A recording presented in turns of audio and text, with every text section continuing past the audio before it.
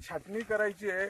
छाटणी हे झाडाला आकार देण्यासाठी करायची म्हटलं तर आता हे आपलं दुसरं वर्ष आहे, म्हणजे जून दुसरं वर्ष आहे. आता आपल्याला आकार देण्यासाठी जी छाटणी करायची आहे ती हे झाड इथून आपलं सरळ सिंगल खोड चाललंय. आता हे सिंगल खोड चाललं याला बरोबर 1.5 फुटावर 50 सेंटीमीटर समजा 1.5 फुटाची काडी कुठे येते?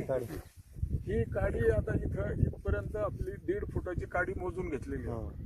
ही याला इथं लावायची आणि 1.5 फुटाच्या 4-2 सेंटीमीटर मागं पुढं, म्हणजे इथं याला कट द्यायचा.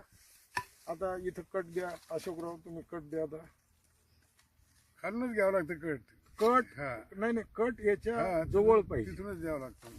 थोडं आणखी जवळ घ्या. काढू नका. Very good. आता इथून फांद्या येतील, इथून 3-4 फांद्या येतील. हे बडच असतात, ॲक्झिलरी बड म्हणतात याला. याच्या बेचक्यामध्ये डोळे असतात. हे खालीहून जिथं पान आहे त्याच्या बेचक्यामधून फूट येईल. आता ते याला 3-4-5 गुच्छामध्ये फूट येऊ शकतात. तर यातल्या चांगल्या जोमदार 3 ते 4 फांद्या ठेवायच्या, बरोबर आहे. आणि त्या 3 ते 4 फांद्या परत 40-50 सेंटीमीटर इतक्याच अंतराच्या झाल्या की त्याच्यावर परत कट करायच्या आणि त्याच्यावर परत ज्या फांद्या येतील त्या 3 ते 4 फांद्या ठेवायच्या. म्हणजे 1:3:3 अशा टाईपचा त्याचा सांगाडा करून 1:3 3:3 पुन्हा 3. अच्छा, एका फांद्यावर 3 म्हणजे 9 फांद्या पाहिजे. 9 फांद्या. आणि त्या 9 फांद्यावर परत 3-3, 4-4 फांद्या राहतील. त्या फळ फांद्या झाल्या. त्याच्यावर आपल्याला फळं घेता येतील. 1.5 मीटरवर लागवड केली, केसर जातीचे कलम लागवड केली. याच्यात तुम्ही ट्रेंचेस केल्या, म्हणजे नाल्या केल्या. सर खोदले. एकदम हलकी जमीन होती, एकदम हलकी, म्हणजे ब्लास्टिंग करून काही ठिकाणी ब्लास्टिंग केलं. शिवारातले आजूबाजूचे लोक हसत होते तुमच्याकडे. लोक हसायचे, आमचे शेजारी हसायचे, आपण हसायचा की आमच्याकडे पैसे जास्त झाले. आणि आता तोच तुमच्याकडे मॅनेजर म्हणून मॅनेजर म्हणून साहेबासारखं तोच फिरतो आता. Very good, very good. लय जमले म्हणतो आता. बरं, याच्यात सावलीसाठी तुम्ही ताग लावला. तागाची जी कल्पना दिली साहेब आपण, त्याच्या तागावरच तरलाय पीक आमचं. दुसऱ्या प्रकारची सावली इतकी चांगली झाली असते होऊ शकत नव्हती. आणि ते जे सश्याने काही खाल्ले तिथे त्या ठिकाणी झाडं वाढले आमचे. बाकी सगळे झाडं तुमचे व्यवस्थित आहेत. 99% तागामुळे जिवंत आहे. आता तुमची सांगाडा तयार करण्यासाठीची छाटणी आज आपण पाहिली. म्हणजे एका झाडावर 50 सेंटीमीटरवर आपण शेंडे मारले, घेतले. त्याच्यावर 3 फांद्या धरणार. त्या 3 वर आणखी 3 येणार, म्हणजे 1:3:3. आणि त्या 3 वर शेवटच्या 3 वर 3 किंवा 4 फांद्या येतील. त्या तुमच्या फळ फांद्या राहतील, बरोबर आहे. आता ह्याच पद्धतीनं तुम्ही आणखी ही परत लागवड करतात. इथं तुम्हाला अगोदर पेरू लावायचं नियोजन होतं ह्या क्षेत्रामध्ये. पेरू लावायचं नियोजन. मग तुम्ही परत आंबा का म्हटले? आंबा एवढ्यासाठी म्हटलं की एवढ्या उन्हामध्ये आपला तग धरणार नाही, परंतु ते पर्याय तुम्ही सांगितला तागाचा. आणि तागामुळेच आपले आंबे उन्हाच्या पासून संरक्षण झाले. त्याच्यामुळे परत आपण 1.5 एकर क्षेत्रफळ वाढवण्याचा निर्णय घेतला. तुमचं हे मुकपाट गाव औरंगाबाद पासून किती अंतरावर आहे? औरंगाबाद 85 किलोमीटर. आणि अजिंठा लेण्या किती दूर आहे तुमच्या? अजिंठा लेण्या 10 किलोमीटर. म्हणजे तुम्ही औरंगाबादच्या आणि अजिंठा लेण्याच्या जवळ आहात. बुलढाणा 50 किलोमीटर. बुलढाणा इथून 50 किलोमीटर. जळगाव 50. आणखी तुमची लागवडीचे किती नियोजन आहे? आता यावर्षी परत 2.5 एकर करायचो. 2.5 एकर. 1.5 एकर करायचे, म्हणजे इथंच वाढवायचे.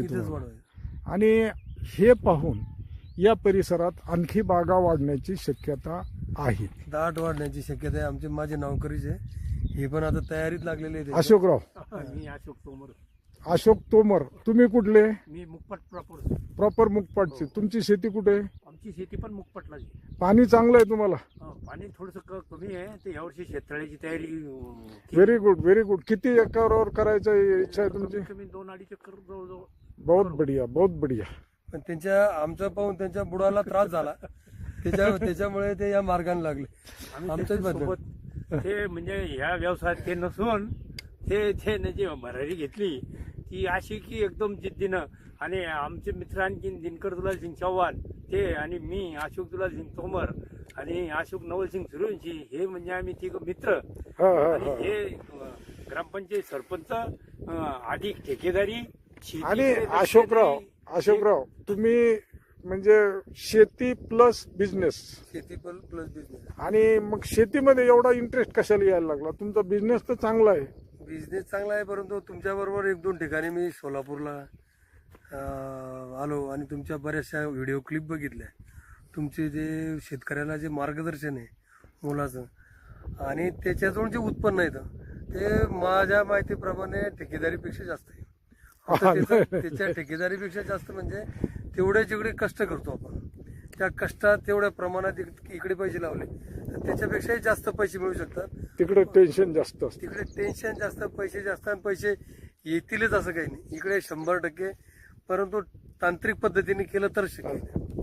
तांत्रिक पद्धतीने शेती केली आणि याची मला खात्री झाली की तांत्रिक पद्धतीने केल्यानंतर हे आंबे उगू शकतात आणि याला शेतकऱ्याला चांगला नफा होऊ शकतो. आणि मी शेतीच एवढ्यासाठी केली की आम्ही मोठे बागायतदार नसून मोठ्या क्षेत्रफळाचे शेतकरी आहे. आणि 5 एकरामध्ये एवढी शेती. माझं पाहून शेजारचे माझे भाऊ, शेजारचे माझे मित्र यांनी माझं पाहून ही बाग लावण्याची त्यांची मानसिकता वाढू शकते आणि त्याचं उत्पन्न वाढू शकतं. आता ही तुम्ही अतिशय शास्त्रशुद्ध पद्धतीनं अल्ट्रा हाय डेन्सिटी अति घन लागवड पद्धतीनं ही बाग केलेली. तुम्ही वेबिनारवर माझा वेबिनार पाहिला, त्याच्यामध्ये काही शेतकऱ्यांचे साऊथ आफ्रिकेचे फोटोग्राफ पाहिले, आम्ही जे व्हिजिट केलेलं इस्रायलचे फोटोग्राफ पाहिले. त्यातून म्हणजे तुम्हाला आता यातून आणखी प्रेरणा मिळाली. त्याच्यामुळे आम्ही आणखी 1.5 एकर क्षेत्र वाढवून टाकलं. Very good. आपलं काय नाव? गणेश पालोदकर. माझं नाव गणेश पालोदकर. राहणारे पालोद, तालुका सिल्लोड, जिल्हा औरंगाबाद. ही बाग पाहून आपल्याला कसं वाटलं? ही बाग पाहून आता परत नवीन उत्साह तयार झाला की बा यांच्यासारखं आपल्यालाही कुठेतरी हायड्रोसिटी तंत्रज्ञान वापरून आपल्या शेतात अल्ट्रा हाय डेन्सिटी तंत्रज्ञान म्हणजे अति घन लागवडीचं लागवडीचं तंत्रज्ञान घेऊन आपणही आपल्या शेतात असं करावं जेणेकरून आपलं उत्पन्न 2 पट होईल. Very good very good. तर माझी आपणा सर्वांना शुभकामना. आपण या एरियामध्ये मोठ्या प्रमाणात अल्ट्रा हाय डेन्सिटीच्या पद्धतीनं म्हणजे अति घन लागवड पद्धतीनं आंबा लागवड करावी, आंब्यामध्ये केसर व्हरायटीज घ्यावीत, चांगल्या कलमा आपण मिळवण्याचा प्रयत्न करणार आहोत.